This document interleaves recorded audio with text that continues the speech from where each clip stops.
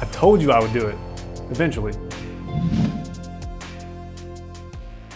The iPhone 6s, it was released in September 2015 and it's been my only phone since then. Compared to the iPhone 6, the 6s has double the RAM, Apple's newest A9 processor, an improved GPU, better cameras, stronger display glass, and a stronger aluminum exterior. The iPhone 6s looks nearly identical to the iPhone 6. You probably won't even be able to tell them apart if you're looking at them side by side. However, the iPhone 6s is slightly thicker and heavier due to the new 7000 series alloy back, which is stronger but also slippier. Now, since it is so slick, I do recommend keeping a case on it. My favorite is the Spigen Ultra Hybrid. The good news is that since the design is almost exactly the same, most iPhone 6 cases will fit the iPhone 6s. The iPhone 6s still has the same 4.7-inch 1334 by 750 IPS display as the iPhone 6, but it does have a stronger glass for added protection. A lot of people like to bash the iPhone 6s for lacking a full 1080p Full HD display, but at 326 pixels per inch, this screen is extremely satisfying to look at. It has a 1400:1 contrast ratio, and if I'm planning to watch an HD video,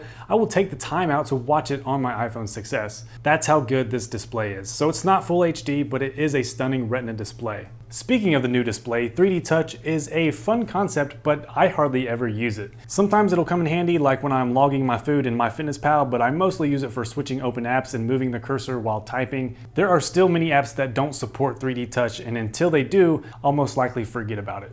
The iPhone 6s is a fast phone, almost too fast for its own good. For example, Touch ID is instantaneous. It seriously took a while for me to get used to how fast it is, because if I want to see my notifications, I can't use the home button because it'll unlock too fast for me to see them. I had to teach myself to use the power button on the side to see my notifications if I want to. The new A9 chip is also a big reason for the fast performance on the iPhone 6s. It blows the old A8 chip out of the water. A9 paired with iOS 9 is one of the best hardware and software combinations that you'll experience on a phone, hands down. Apps load fast, multitasking is fluid, graphics and games are handled very well. If you want a new iPhone that'll last you longer than 2 years, definitely go with the iPhone 6s over the iPhone 6 because the speed is definitely future-proof. The most popular social media apps are relying heavily on photos and videos, so your smartphone camera is becoming more important each day.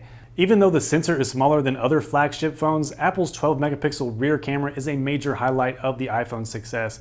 It makes up for its relatively smaller sensor by excelling in color reproduction and by how fast the camera snaps the photos. It's ridiculously fast, and I love the quality of the photos it takes. The front-facing camera got a boost as well. It's now at 5 megapixels, so it's way better than the iPhone 6 front-facing camera, but I still tend to avoid using the front-facing camera when possible just because the rear camera is so good in comparison. As for the new live photos feature that captures 1.5 seconds of video before and after you take a photo, I've literally only used it once. It's kind of a gimmicky feature that sounds cool in theory, but I just never use it, mainly because I forget I even have the feature, and also because the live photos take up a lot of space on my phone. If I want a video, I'll just record a video. Speaking of that, the iPhone 6s can take some amazing HD videos. It can record full 1080p HD in 120 frames per second for super smooth slow motion, but probably the biggest feature is the ability to record in 4K, which really brings out the details in a video. For a smartphone camera, it doesn't get much better than this. There's just one flaw with that.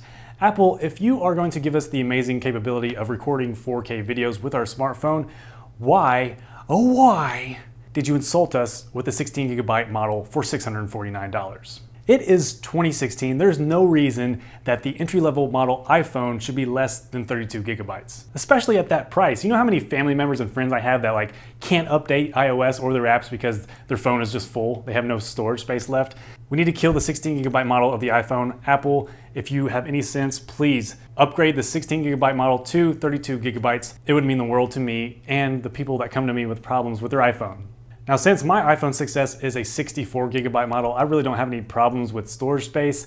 The only big complaint I have with the iPhone 6s is the battery life. Last year, I was hoping and wishing for a bigger battery, but Apple apparently left it out, and then they realized, oh, we left this bigger battery out of the iPhone 6s, so let's make a case out of it and sell it for $99. Yeah, okay, so I usually start my day with my iPhone at 100% charge, and I always have to charge it around halfway through the day so that it will last me until I get home at night. The good news is that the battery does charge pretty quickly. My biggest request for the iPhone 7 is just a battery that will last me a full day. Obviously, with all that said, the iPhone 6s is the best phone I've ever owned up until now. My favorite things about it are the camera, fast performance, and user experience. My least favorite things are the short battery life and the high price of the 16GB model. I'm looking forward to using it for the next 6 months until the iPhone 7 is released, and then of course I will be drowning in my own tears and handing Apple more of my money. Why do I do this to myself? I don't know, maybe so I can do more videos for you. I do one every week here. If you are interested in tech videos like this, make sure you subscribe. Give this video a like if it helps you out. Leave a comment down below. Let me know what you think of the iPhone 6s and what you're looking forward to in the iPhone 7. My name is Andy. Thank you for watching. I will see you in the next video.